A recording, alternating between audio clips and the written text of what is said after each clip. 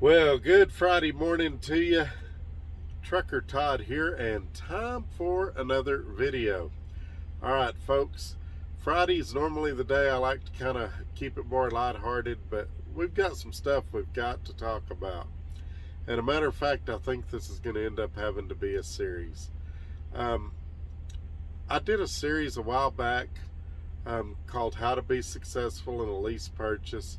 I put out several videos, and it did pretty well. But I think a lot of you guys, I've noticed this week, have, as Robin Leach used to say on Lifestyles of the Rich and Famous, you have champagne taste and caviar dreams, and maybe they're not rooted in reality.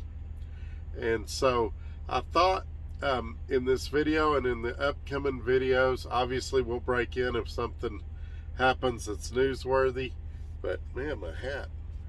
But we need to talk about things that could cause you to fail in a lease purchase, or fail at trucking in general for that matter. And so in this video, we're going to start with part one, and I'm going to tell you one of the biggest things I see people do that causes them to fail right out of the gate. So let's not waste any time. Let's jump right in. But before we do, you guys give this video a thumbs up, share it on your social media platforms, and make sure you're still subscribed. Look below this video. It's really, really important. Hit subscribe, wait a few seconds, a bell pops up. Click that bell, and then it'll select all, and you'll be notified when these other videos come out. Also, you guys know I love it at Dart Transit. If you guys would like to know more about working there, there's a link in the description below. You can click that link and apply, and the recruiter I work with will get back with you probably next week, with this being Friday and all. But there's also a lot of other great information down there. You guys check it out. All right, folks, here we go. And this is why I do this, why I'm out here, why I keep that hammer down, flying by these road signs with home on my mind, with these wheels turning round, for my family and for my kids, for this life I wanna live. And this is why I do this.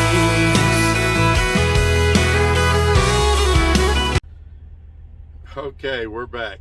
You know, I was thinking about this. The Super Bowl's just over a week away, about a week and a half away. And we'll sit there and we'll watch the game. It'll probably be about 4 hours long. And some of the best athletes in the world will be participating in that game. But that 4 hours a week that we see them on TV is not all the work they put in. And that's real important to remember. They spend hours, I mean 10, 12 hours a day sometimes, practicing, watching film, preparing for that 4 hours a week they're going to play. And it comes down to preparation. And I think that's where a lot of truck drivers screw up right from the get-go. And that's with preparation. And let me explain to you what I mean. First of all, a lot of guys are going to watch these videos for information. They see these videos as preparation, but they'll watch 2 or 3 minutes and then they're out. Well, and they're like, well, Todd, you should get to the point quicker. The problem is I've got 25 years of experience in truck driving, and I've got 49 years experience as a person. And it's hard to share 25 years of driving experience, and I've actually been driving longer than that, but 25 years of truck driving experience and 49 years of life experience in 2 minutes. Your first key to, you're probably not going to make it if you can't commit to doing research. And I don't just mean watching my videos completely, but if you can't do some solid hardcore research before you jump into this, then you probably shouldn't do it.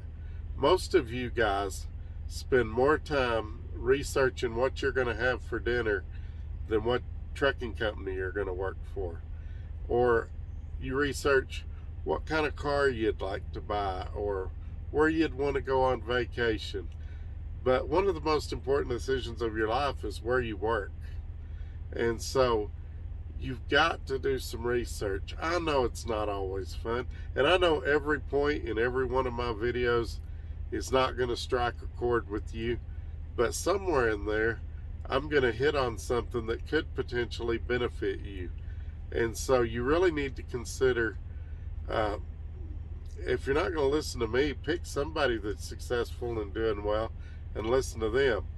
Now, we're going to talk about that in some more videos too, because part of being prepared is knowing what to look for and what questions to ask, and that comes with experience. And you guys, if you don't have, I don't care what these companies say, if you don't have at least 2 or 3 years experience, you should not be leasing a truck, you should not be buying a truck, you should not be starting a fleet, you should not be doing any of those things if you don't have at least 2 or 3 years experience, and in most cases more than that. Folks, I know it's not what you want to hear, but you don't know what you don't know. There's things you need to learn out here. Before I did my first lease, I spent 2 years interviewing drivers, and I mean in some weird places. Sometimes in the fuel island, I'd walk up to a guy, start asking him questions. And not just guys that looked like they were successful. I would ask guys that looked like they weren't successful. I would ask guys that looked like they had a negative attitude. I wanted to hear the good and the bad. I talked to fleet managers at different companies prior to doing it. I wanted to be as informed and educated as I could before I did it. And now, that was back in the late 90s, early 2000s when I did it. Now you've got the internet, which is the world at your fingertips. You can do all this research on these companies. And you know, I did that video about how to look up the safer score of a company. I'm not going to put a link. You guys can look it up. But even now, even after doing that video, you guys are still saying, what about this company? What about that company? Folks, if you're not disciplined enough to look up stuff on your own, then you're not ready. Now, it's one thing if you don't know how, and I don't mind teaching somebody that doesn't know how.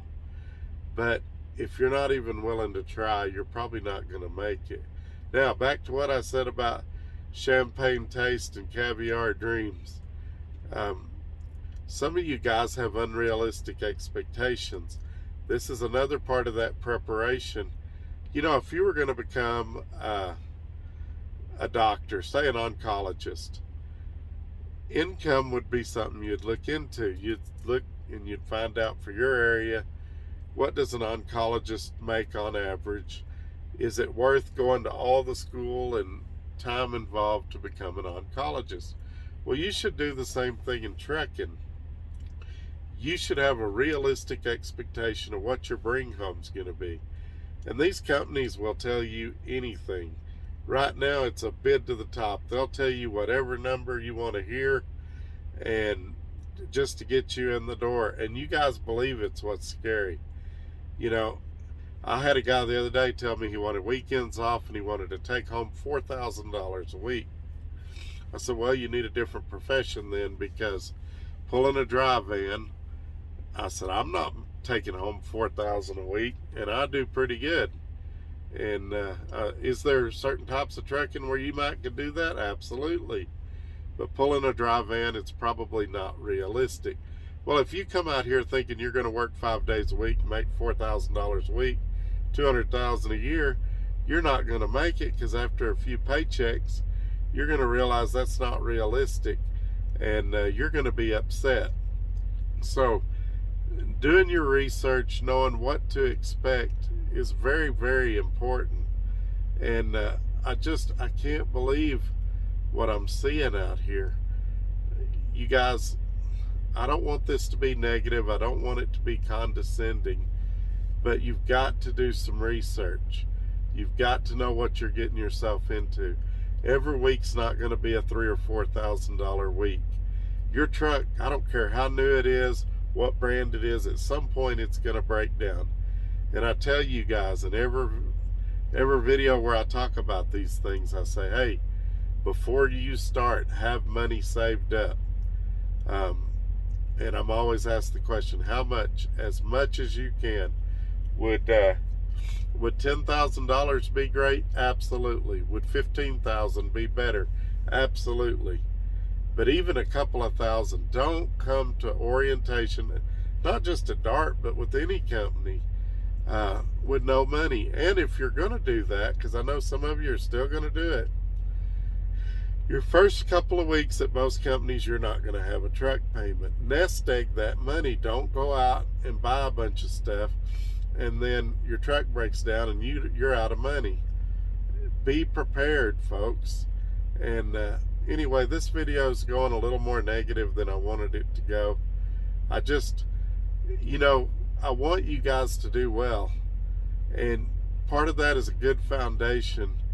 And it's so frustrating to me to see one of you fail because you didn't prepare, or you didn't do your research. You went to a bad company, and it could all be avoided if you would just take a little time and stop thinking about the big pretty truck at the end of the rainbow and think about the work it's going to get there.